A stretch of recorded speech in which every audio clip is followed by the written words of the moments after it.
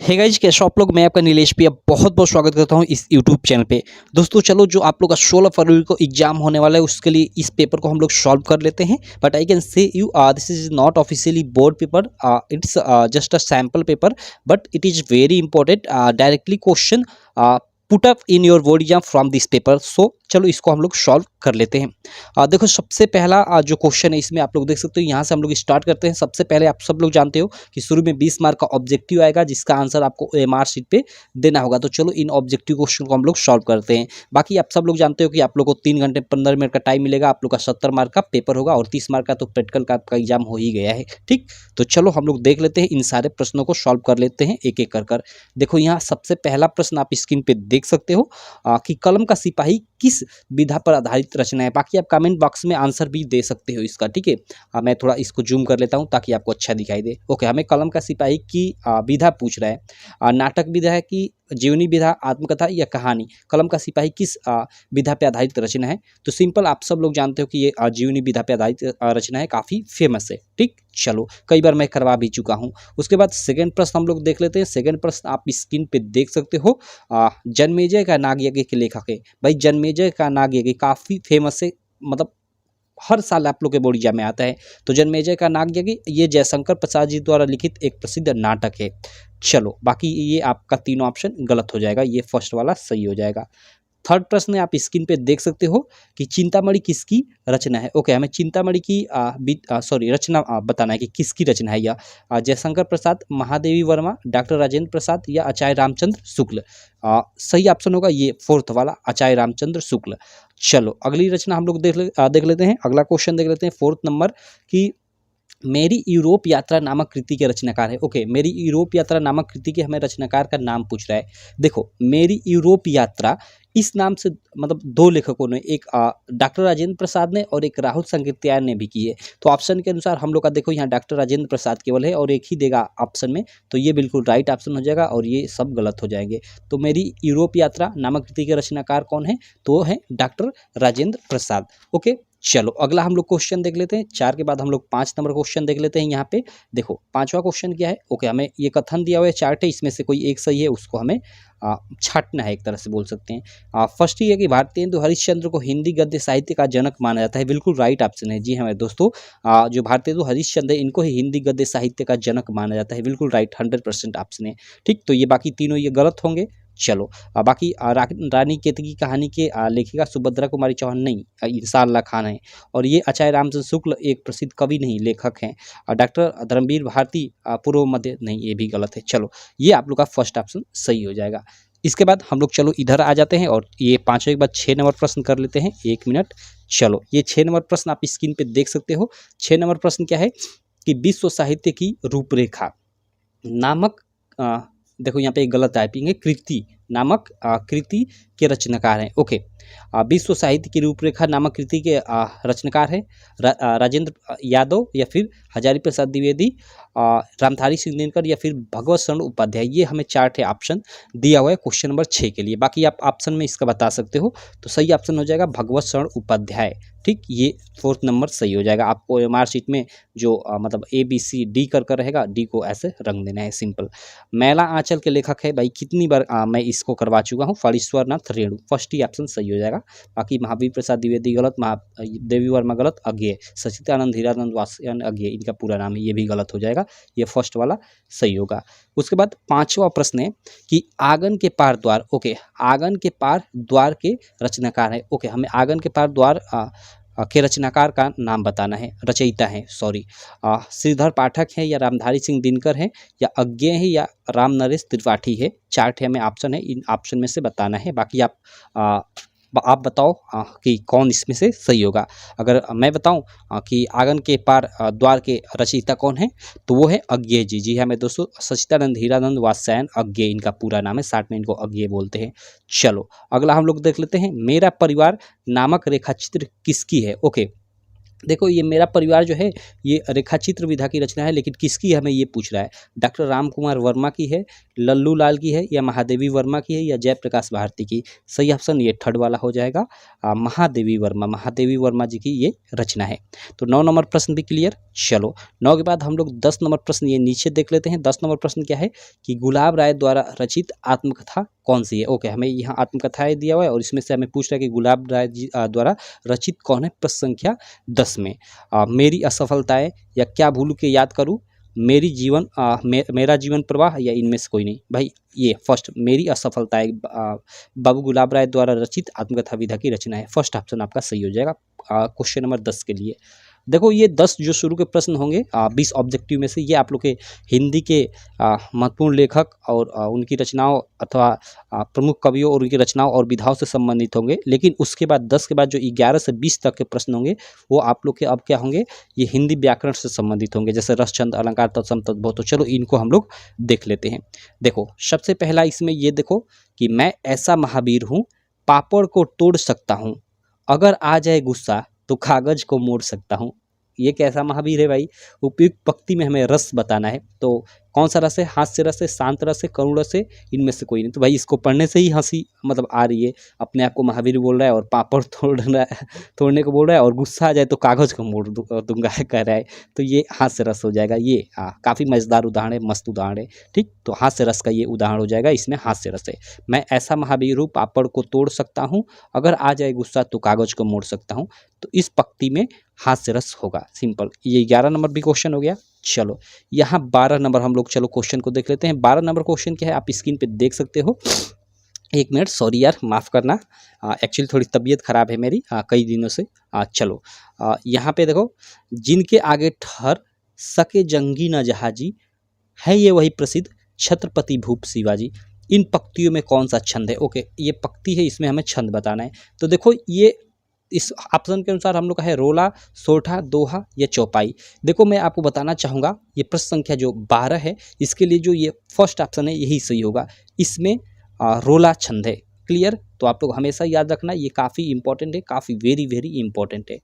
चलो 12 के बाद 13 नंबर प्रश्न कर लेते हैं। 13 नंबर प्रश्न स्क्रीन पे आप लोग देख सकते हो कि अनुराग तड़ाक में भानु उदय विकसी मनो मंजुल कंजकली। देखो ये तो आपका हिंदी का मतलब ये हिंदी की बुक में ना पद्य वाले पार्ट में शायद तुलसीदास जी वाले चैप्टर की ये लाइन है। ठीक है, तो इसमें हमें अलंकार पूछ रहा है, उपमा अलंकार है या फिर रूपक अलंकार है, उत्प्रेक्षा अलंकार है या अनुप्रास अलंकार है। हमें चार्ट है, ऑप्शन दिया है प्रश्न संख्या 13 के लिए। तो इसका सही ऑप्शन हो जाएगा रूपक अलंकार। ठीक, रूपक अलंकार इसमें होगा, आप लोग ध्यान रखना। क्लियर, चलो क्वेश्चन नंबर 13 के बाद क्वेश्चन नंबर 14 देख लेते हैं। क्वेश्चन नंबर 14 क्या है कि अज्ञान शब्द में कौन सा उपसर्ग है। ओके, अज्ञान शब्द में हमें उपसर्ग बताना है। उपसर्ग क्या होता है, जो किसी शब्द के पहले लगा हो। तो यहाँ अ लगा है, ठीक है, अ प्लस ज्ञान, तो यहाँ अ क्या हो जाएगा, हम लोग का उपसर्ग हो जाएगा। तो ये राइट ऑप्शन हो जाएगा, बाकी ये सब गलत हो जाएंगे। चलो 14 के बाद हम लोग 15 नंबर प्रश्न कर लेते हैं। 15 नंबर प्रश्न आप स्क्रीन पे देख सकते हो कि जेठानी शब्द में प्रयुक्त प्रत्यय है। ओके, हमें जेठानी शब्द में प्रयुक्त प्रत्यय बताने। अब प्रत्यय क्या होता है, जो किसी शब्द के अंत में लगा होता है। तो जेठानी, यहाँ पे नी नहीं है, आप लोग गलत कर दोगे, नी नहीं है यहाँ पे। जेठानी, जेठ प्लस आनी, यहाँ पे आनी प्रत्यय है, आनी, ये बाकी ये सब गलत हो जाएगा, ध्यान देना। इसमें ज़्यादातर लड़के गलत करेंगे, ये लगाएंगे फर्स्ट वाला, गलत हो जाएगा भाई, जेठा कोई शब्द नहीं है। चलो 15 के बाद हम लोग 16 नंबर प्रश्न देख लेते हैं। 16 नंबर प्रश्न क्या है आप स्क्रीन पे देख सकते हो कि सप्त सिंधु में समास होगा। ओके, हमें सप्त सिंधु में समास बताना है कि सप्त सिंधु में कौन सा समास होगा। कर्मधारय होगा, द्विगु होगा, द्वंद्व होगा या बहुव्रीहि होगा। देखो सप्त सिंधु मीन्स 7 सिंधुओं का समूह एक तरह से बोल सकते हैं। तो यह सप्त सिंधु क्या है, एक तरह से संख्या बोधक है। तो जो संख्या बोधक होता है वो उसमें कौन सा समास होता है, द्विगु समास होता है, आप लोग याद रखना। और द्वंद्व समास किस में होता है, जैसे आपका माता पिता हो गया, माता पिता बीच में ये हाइफन हो गया, जिसका हम लोग समास विग्रह करेंगे तो बीच में और अथवा या आए। जैसे इसका समास विग्रह करेंगे तो माता और पिता इसका अर्थ हो सकता है, या फिर माता या पिता कह सकते हैं। तो बीच में और अथवा या आता है समास विग्रह करने पे द्वंद्व समास के उदाहरण में। सिंपल, आपके एग्जाम में इन्हीं में से एक आएगा। चलो आगे हम लोग देख लेते हैं प्रश्न संख्या 17। 16 के बाद 17 क्या है कि भाप का तत्सम रूप है। ओके, भाप जो है इसका हमें तत्सम रूप बताना है। वाष्प, मयूर, वाष्प, फर्स्ट ही ऑप्शन सही हो जाएगा, आगे हमें देखने की कोई जरूरत ही नहीं है।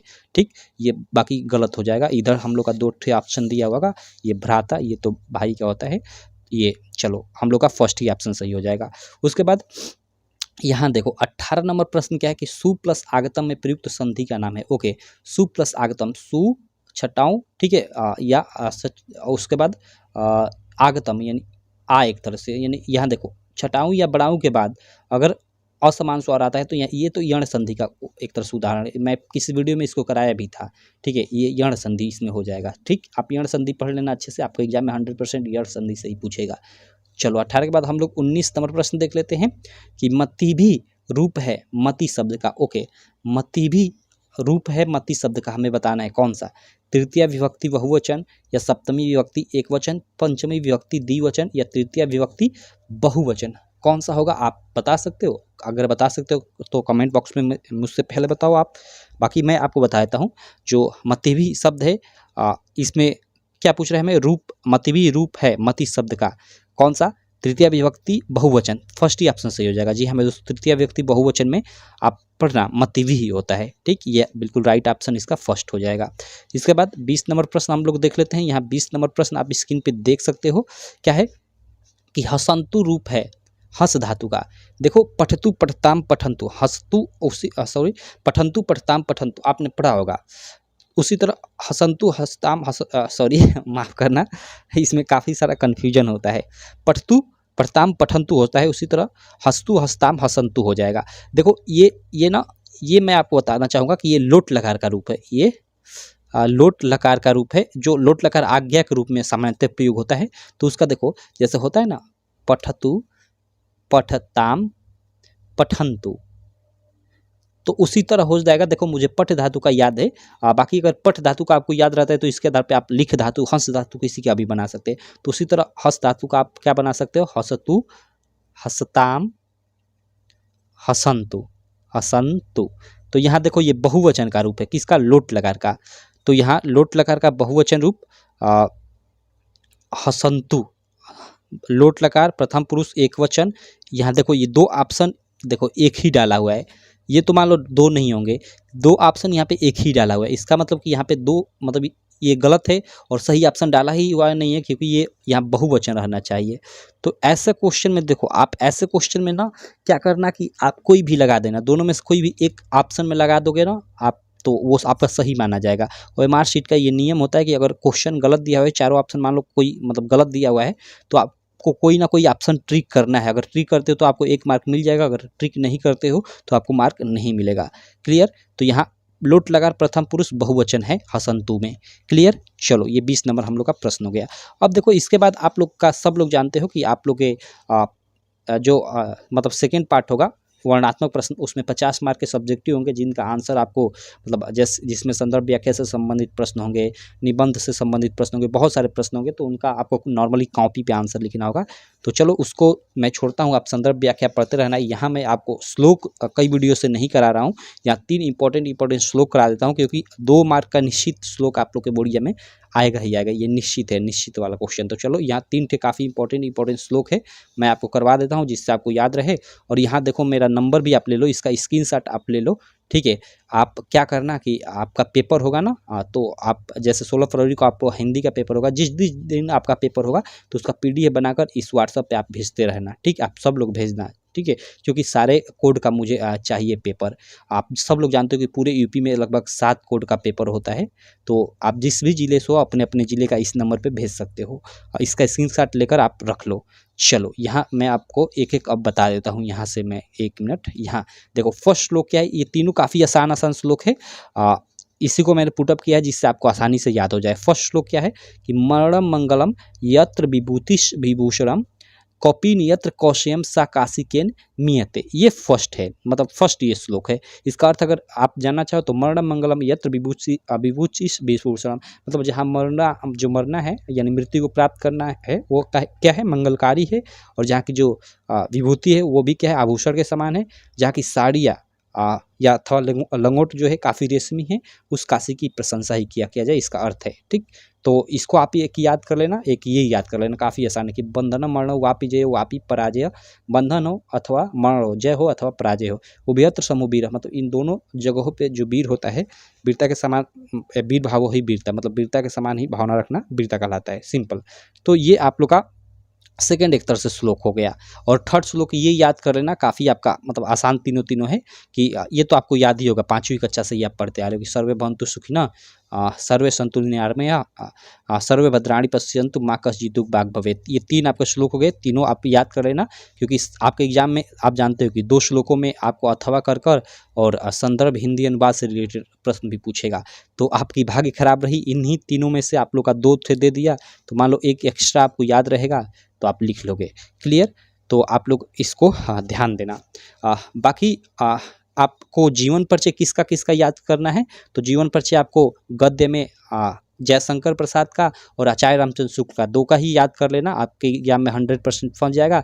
और पद्य वाले पार्ट में आप लोग देखो, तुलसीदास का याद कर लेना, सूरदास का याद कर लेना और महादेवी वर्मा का याद कर लेना, 3 थे इनका याद कर लेना, और एक आप अपने हिसाब से देख लेना, एक और किसी का याद कर लेना, वो भी आपके एग्जाम में 100% फंस जाएगा।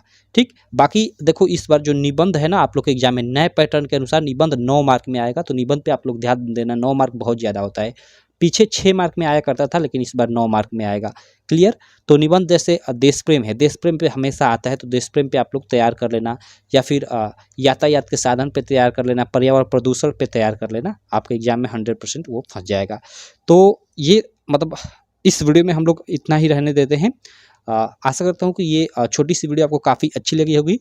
वीडियो अच्छी लगी तो यार चैनल को सब्सक्राइब कर देना, वीडियो को लाइक कर देना और अपने सारे दोस्तों में इस वीडियो को शेयर भी कर देना। मैं मिलता हूँ आपसे इसी प्रकार की नेक्स्ट वीडियो में। तब तक के लिए थैंक यू।